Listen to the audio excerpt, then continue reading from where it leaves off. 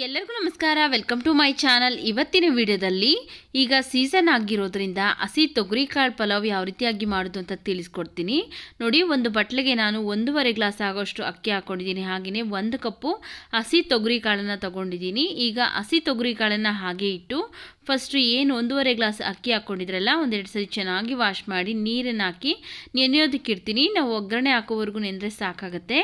First ಒಂದು mixie ಜಾರ್ಗೆ ನಾನಿಲ್ಲಿ 2 ಗಡ್ಡೆ ಬೆಳ್ಳುಳ್ಳಿನ ಸಿಪ್ಪೆ ತೆಗೆದು ಹಾಕ್ಕೊಳ್ತಾ ಇದ್ದೀನಿ. ಹಾಗೆಯೇ 1 ಇಂಚ್ ಆಗೋಷ್ಟು ಹಸಿ ಶುಂಠಿ, 2 ರಿಂದ 3 ಸ್ಪೂನ್ ಆಗೋಷ್ಟು ಹಸಿ ಕೊಬ್ಬರಿ, 5 ರಿಂದ 6 ಹಸಿಮೆಣಸಿನಕಾಯಿ, ನಿಮ್ಮ ಖಾರಕ್ಕೆ ತಕ್ಕಂಗೆ ನೋಡಿಕೊಂಡು ಹಸಿಮೆಣಸಿನಕಾಯಿ ಹಾಕ್ಕೊಳ್ಳಿ. ಹಾಗೆಯೇ ಸ್ವಲ್ಪ ಪುದೀನ, ಸ್ವಲ್ಪ ಕೊತ್ತಂಬರಿ ಸೊಪ್ಪು ಹಾಕ್ಕೊಂಡಿದ್ದೀನಿ. ಈಗ ಇದಕ್ಕೆ ಒಂದು ಸ್ವಲ್ಪ ನೀರನ್ನು ಸೇರಿಸಿ ನುಣ್ಣಗೆ ಗ್ರೈಂಡ್ ಮಾಡ್ಕೊಳ್ಬೇಕು ನೋಡಿ. ಈ ರೀತಿಯಾಗಿ ನುಣ್ಣಗೆ ಗ್ರೈಂಡ್ ಮಾಡ್ಕೊಳ್ಬೇಕು.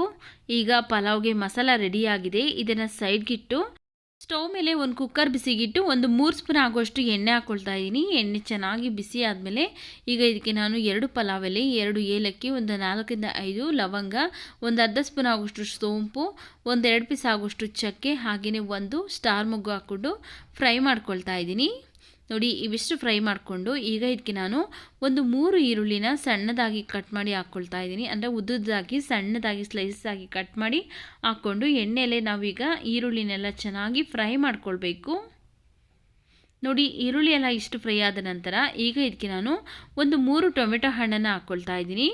ಈಗ ಟೊಮೆಟೊನೂ ಸಹ ನಾವು ಎಣ್ಣೆಯಲ್ಲೇ ಚೆನ್ನಾಗಿ ಫ್ರೈ ಮಾಡ್ಕೊಳ್ಬೇಕು. ಟೊಮೆಟೊ ಎಲ್ಲ ಚೆನ್ನಾಗಿ ಸಾಫ್ಟಾಗಿ ಫ್ರೈ ಆಗಬೇಕು ನೋಡಿ. ಟೊಮೆಟೊ ಎಲ್ಲ ಇಷ್ಟು ಫ್ರೈ ಆದರೆ ಸಾಕಾಗುತ್ತೆ. ಈಗ ಇದಕ್ಕೆ ನಾವು ಫಸ್ಟೇ ರುಬ್ಬಿಟ್ಕೊಂಡಿರುವಂತಹ ಮಸಾಲ ಹಾಕ್ಕೊಳ್ತಾ ಇದ್ದೀನಿ. ಇವಿಷ್ಟನ್ನು ಸಹ ನಾವು ಹಸಿದಾಗಿ ರುಬ್ಕೊಂಡಿರೋದ್ರಿಂದ ಚೆನ್ನಾಗಿ 2 ರಿಂದ 3 ನಿಮಿಷ ಫ್ರೈ ಮಾಡ್ಕೊಳ್ಬೇಕು. ಸ್ಟವ್ ಊರಿನ ಮೀಡಿಯಮ್ ಫ್ಲೇಮಲ್ಲಿ ಇಟ್ಕೊಂಡು ನೋಡಿ 2 ರಿಂದ 3 ನಿಮಿಷ ಫ್ರೈ ಮಾಡ್ಕೊಂಡಿದ್ದೀನಿ. ಈ ಮಸಾಲ ಕಲರು ಸಹ ಚೇಂಜ್ ಆಗಿದೆ. ಈಗ ಇದಕ್ಕೆ ನಾವು 1 ಕಪ್ ತೊಗರಿಕಾಳನ್ನ ಎತ್ತಿಟ್ಕೊಂಡಿದ್ರಲ್ಲ, ಹಸಿ ತೊಗರಿಕಾಳು, ಅದನ್ನು ಹಾಕ್ಕೊಳ್ತಾ ಇದ್ದೀನಿ. ಚೆನ್ನಾಗಿ 2 ಸರಿ ವಾಶ್ ಮಾಡಿ ಹಾಕ್ಕೊಳ್ತಾ ಇದ್ದೀನಿ.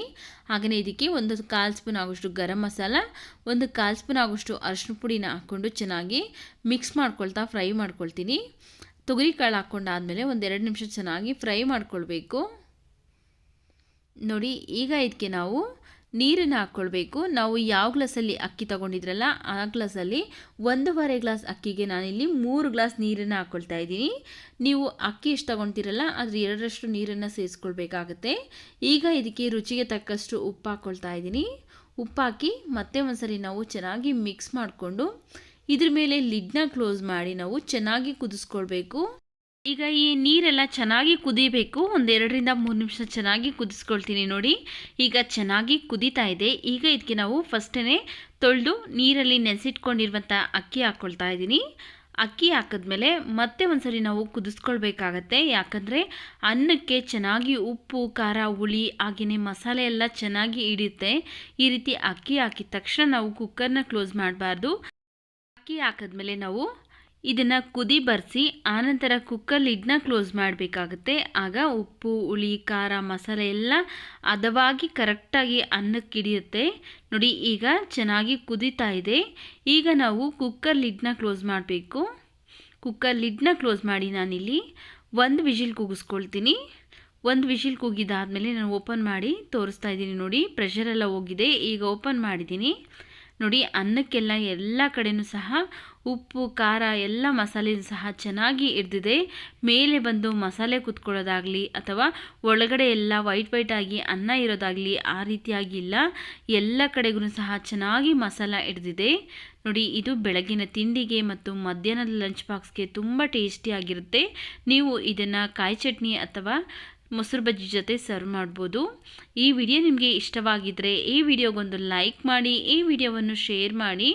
ನಮ್ಮ ಚಾನಲ್ಗೆ ನೀವೇನಾದರೂ ಹೊಸದಾಗಿ ವಿಸಿಟ್ ಮಾಡಿ ನೋಡ್ತಾ ಇದ್ದರೆ ಪ್ಲೀಸ್ ನಮ್ಮ ಚಾನಲ್ಗೆ ಸಬ್ಸ್ಕ್ರೈಬ್ ಮಾಡಿ ಸಪೋರ್ಟ್ ಮಾಡಿ ಸ್ನೇಹಿತರೆ. ಮುಂದೆ ಒಂದೊಳ್ಳೆ ವಿಡಿಯೋದೊಂದಿಗೆ ಭೇಟಿ ಆಗೋಣ. ಅಲ್ಲಿವರೆಗೂ ವಿಡಿಯೋ ನೋಡಿದ್ದಕ್ಕಾಗಿ ಧನ್ಯವಾದಗಳು.